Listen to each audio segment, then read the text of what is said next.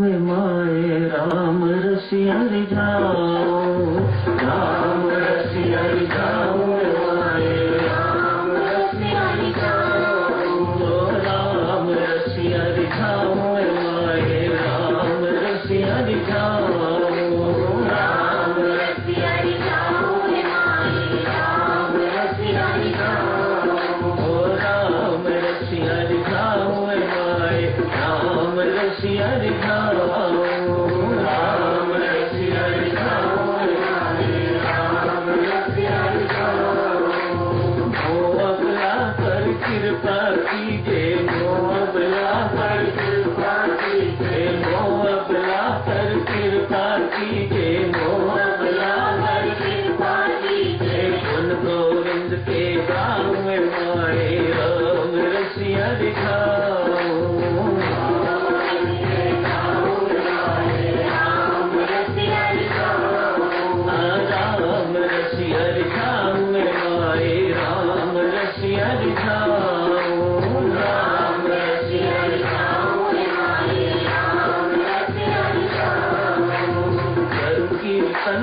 कीर्तन आगे कर कीर्तन में, कीर्तन आगे कर कीर्तन में, कीर्तन आगे कर कीर्तन में, कीर्तन आगे तो प्रीतम पद पाऊँ माए राम रसिया रिझाओ, राम रसिया रिझाओ, माए राम रसिया रिझाओ, राम रसिया रिझाओ, माए राम रसिया रिझाओ, राम रसिया रिझाओ, माए राम रसिया रिझाओ, राम रसिया रिझाओ, माए राम रसिया रिझाओ, राम रसिया रिझाओ, माए राम रसिया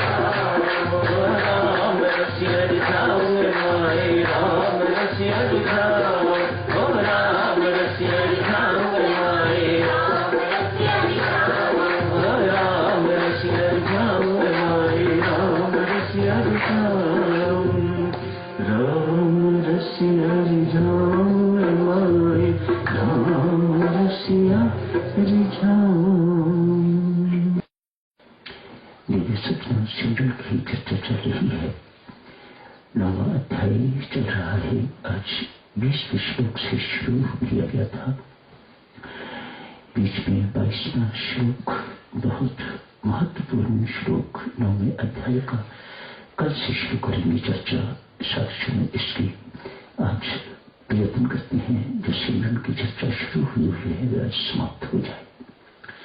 सिमरन दिव्य सज्जनों उसी का होता है जिससे प्रीति हो। प्रीति यदि आपकी संसार से है, परिवार से है, तो परिवार का सिमरन होगा, संसार का सिमरन होगा। प्रीति यदि परमात्मा से है तो परमात्मा का सिमरन होगा। पार्थ, तू मेरा स्मरण करता हुआ युद्ध कर।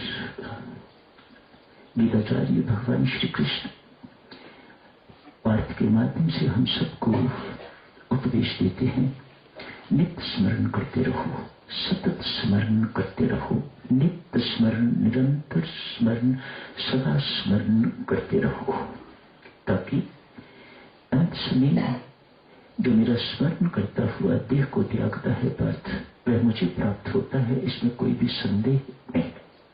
पुष्ट किया है गीताचार्य ने, इसमें कोई संदेह नहीं है, there's no doubt about it। जो मेरा स्मरण करता हुआ देह को त्यागता है, ये कैसे हो? पूर्व अभ्यास के बिना अंत समय स्मरण हो, ये संभव नहीं है। मानो जिंदगियों का पूर्व अभ्यास चाहिए, तो अंत समय परमेश्वर का स्मरण करता हुआ व्यक्ति देह को त्यागता है, बस जीवन सफल हो गया। मानो वह अंतिम क्षण बहुत महत्वपूर्ण है। जैसे आप स्टूडियो में जाते हैं या कहीं बाहर भी फोटो खिंचवाते हैं तो फोटोग्राफर कहता है स्माइल प्लीज, तो आप हंसते हो तो फोटो हंसती हुई आ जाती है। उस वक्त मुखड़ा मायूस है, रोता हुआ है, तो फोटो रोती हुई मायूस फोटो आती है। जैसा उस वक्त आपका मुखड़ा होता है, उस वक्त आपकी फोटो वैसी तो आ जाती है।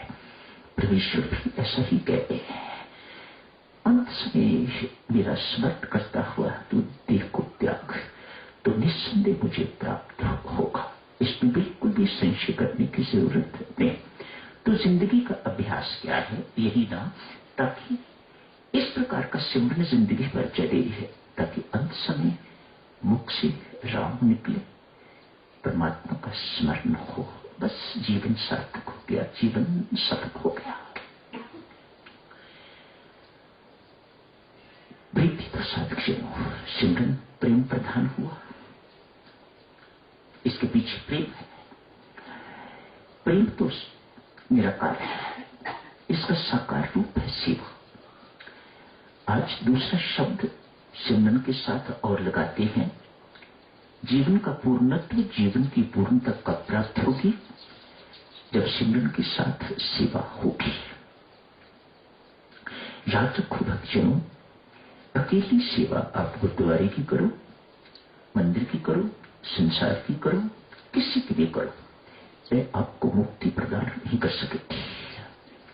उसे सिमरन का बल मिलना चाहिए, उसे परमात्मा की कृपा का बल मिलना चाहिए, उसे ध्यान, भजन इत्यादि का, जप इत्यादि का बल मिलना चाहिए, तो जीवन में पूर्णता आएगी। ये भी है, ये भी सत्य है। केवल सिमरन भी जो है वह बहुत कठिनाई से आपको मुक्ति देगा। मानव सेवा भी जरूरी है। इन दोनों का होना हमारे जीवन में बहुत जरूरी है, सिमरन एवं सेवा।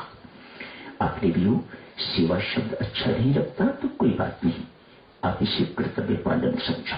सेवा अर्थात जो परमात्मा ने आपको कर्तव्य दिए हैं, अच्छी पत्नी बनना है, अच्छी बहन बनना है, अच्छी सास बनना है, अच्छी पुत्री बनना है, अच्छे डॉक्टर बनना है, अच्छे इंजीनियर बनना है, अच्छे गृहस्थ बनना है, अच्छे ऑफिसर बनना है, अच्छे पिता बनना है, अच्छे पुत्र बनना है, अच्छे जमाई बनना है। ये सारे के सारे कर्तव्य देवी परमात्मा ने हमें दिए हैं। हम अपनी मर्जी से नहीं बने हुए, परमात्मा ने हमें कर्तव्य दिए हैं और वह हमसे अपेक्षा रखता है कि ये सारे के सारे कर्तव्य दायित्व व्यक्ति सही ढंग से निभाए। अन्यथा जैसे बच्चा किसी भी सब्जेक्ट में फेल हो जाता है तो उसकी रीअपियर आ जाती है, कंपार्टमेंट आ जाती है, आपको इस सब्जेक्ट में फिर अपीयर होना पड़ेगा। तो पुनर्जन्म, परमात्मा के घर का रीअपियर अर्थात पुनर्जन्म। जाइएगा, जो कर्तव्य आपको दिया था आपने उसे पूरी तरह से नहीं निभाया, अभी आप मेरी सेवा के योग्य नहीं हो। मैंने जिनकी सेवा के लिए आपको भेजा था आपने उन्हीं की सेवा अभी नहीं करी, तो मेरी सेवा के आप योग्य नहीं हो। जाओ, फिर जाके चक्कर लगाओ, पुनर्जन्म होता है। जाओ, जहां जहां जिन जिन विषयों में आप फेल हुए हो उन विषयों को पास करो, पास करके तो फिर मेरे पास आओ, तब पुनर्जन्म नहीं होगा, तब आप मेरी सेवा के योग्य हो जाओगे। आज के लिए सज्जनों सिमरन एवं सेवा की चर्चा करते हैं। क्या करता है ये सिमरन एवं सेवा हमारे जीवन में? सर्वप्रथम मन के शुद्धिकरण का सर्वोच्च एवं सुगमतम साधन, अमोघ साधन सिमरन एवं सेवा। हम सब सिमरन एवं सेवा के उपासक हैं। हमारी साधना सिमरन एवं सेवा की है। हाँ, इसके साथ जो सेवा के क्षेत्र में उतरेगा, यदि वह संयमी नहीं है तो मार खाएगा, गिर जाएगा, पतन को प्राप्त होगा। इसके साथ दो शब्द और लगा लो तो साधना पूरी हो जाती है। सिमरन, सेवा, संयम, ये कहां से प्रेरणा मिलेगी? फिर चौथा शब्द भी स अक्षर से शुरू होता है जिसे सत्संग कहा जाता है। तो ये चार शब्द याद रखो देवियों, सज्जनों, हमारे जीवन में पूर्णत्व की प्राप्ति इन्हीं से होती है।